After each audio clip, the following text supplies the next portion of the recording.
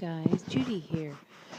Okay, so a recap of what happened with my son and some of the key highlights that God wants you to be excited about. But November 19th of 2013, I came home from work and my life changed forever. And the Lord had fallen on my son,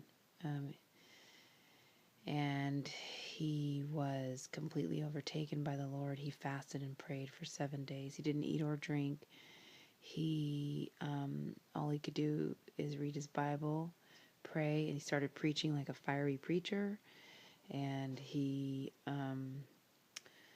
was going up to heaven back and forth. And the witnesses were my sister who was living there, my friend Kevin who was living there, and at the house, and a brother Kevin, and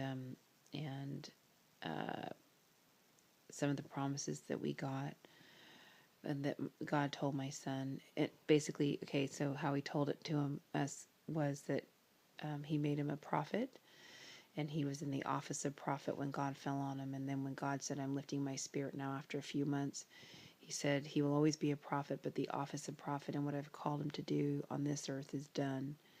And you can play until I get here. So it wasn't just a little experience where my son had an epiphany or a God thing. It was like the Lord's calling on his life to be a prophet. The Lord, I've never seen anything like this in my life. I've been saved for many years, traveled the globe and preached and seen miracles and signs and wonders. I've seen a lot of wonderful things the Lord has done, but this was the biggest miracle I've ever seen. God literally inhabited my son's body and spoke through him and took him places.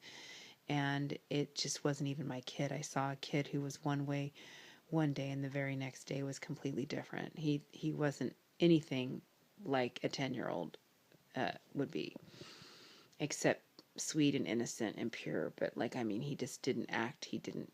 Oh my, it was incredible. He was like a little angel. He didn't want anything to do with anything in this world. His video games, toys, put it all away. I don't want to look at it. On his many trips to heaven, he saw God's house. He saw the angels preparing the mansions for the bride, beautiful mansions, all different styles and types. He saw that there's marriage right after the marriage supper of the Lamb. He is putting couples together, and in heaven you get married quick. He said, Mom, it's a ceremony, and then you're married. One minute you're not married, and the next minute you're married, and the angels have it all arranged. And so there's some marriages right after the rapture that are going to happen quickly, but some won't. Some will be in the new earth and all that. But love and marriage is definitely a part of the next life, which I always thought wasn't. But wow. And God showed him that all the pets are going to heaven of the bride and other people's pets during the Great Tribulation. After we are taken off the earth, he will leave some animals here.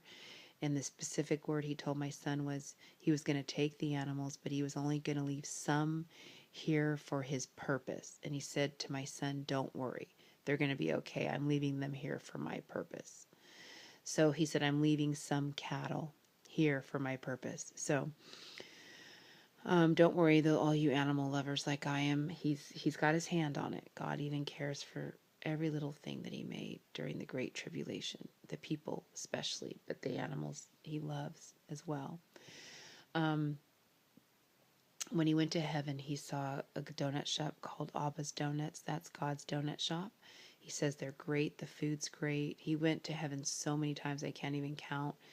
He just saw so many things. He saw when the angels were finished. He said, Mom, everyone's house is done. The angels used to be busy working in them, but then over a period of a couple months, he saw that the angels were standing outside the house, and they're waiting for us to come because they're going to greet us. So those things are done, and that's really exciting. He also saw God's house where a bunch of children lived that didn't have parents, and God was their father, and they get to live in his house. It's a real privilege if you get to live in God's house in heaven. My son gets to live there, and all the kids want to live there, but not everyone gets to. But anyone can come and go. You're welcome to come and go, and the kids can too.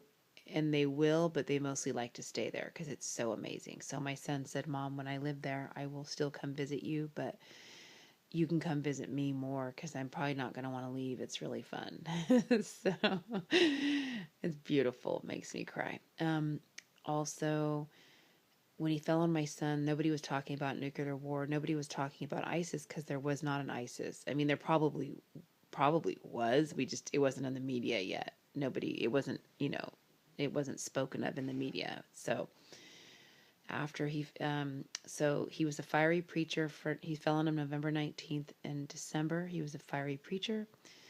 In January, he was given the order of events of how some things were going to go after the rapture, and we were given revelation on a translation, and then he was given other things to tell us, and then the Lord slowly started lifting his spirit.